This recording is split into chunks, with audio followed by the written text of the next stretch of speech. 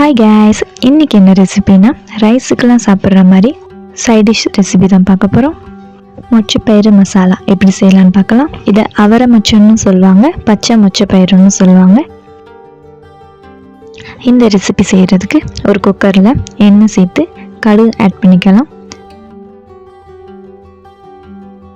1/4 spoon ஜீரகம், 1/4 spoon சோம்பு சேர்த்துக்கலாம். 2 பச்சை மிளகாயை சாப் பண்ணி சேர்த்துக்கோங்க. கொஞ்சமாக கருவேப்பிலை சேர்த்துக்கலாம். ஒரு வெங்காயத்தை கட் பண்ணி சேர்த்துக்கோங்க. நல்லா வதக்கிக்கலாம். 2 தக்காளி எடுத்து குட்டியாக கட் பண்ணி சேர்த்துக்கோங்க. சால்ட் ஆட் பண்ணிக்கோங்க. இது எல்லாம் சேர்த்து நல்லா வதக்கினதும்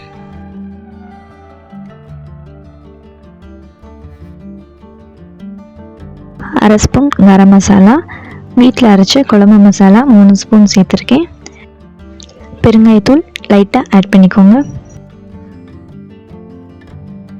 மசாலாவெல்லாம் சேர்த்து நல்லா வதக்கிக்கோங்க. நல்லா வதக்கினதும் தண்ணி சேர்த்துக்கோங்க.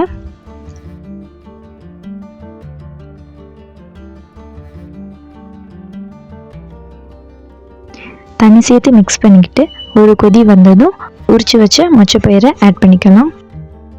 நான் இன்னைக்கு ஃப்ரெஷ் மொச்சப்பயிறு எடுத்திருக்கேன். நீங்கள் காஞ்ச மொச்சப்பயிறு எடுத்துருந்தீங்கன்னா 8 hours ஊற வச்சு ஆட் பண்ணிக்கோங்க.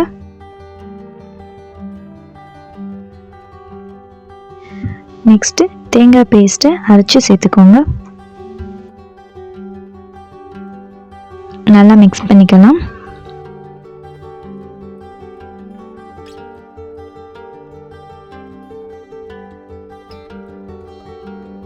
குக்கர் மூடி போட்டு 3 விசில் விடுங்க. அவ்வளோதான், மொச்சப்பயிறு மசாலா ரெடி ஆகிரும்.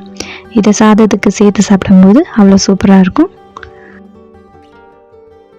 நம்ம சேனலை சப்ஸ்கிரைப் பண்ணாதவங்க சப்ஸ்கிரைப் பண்ணிக்கோங்க. தேங்க்ஸ் ஃபார் வாட்சிங்.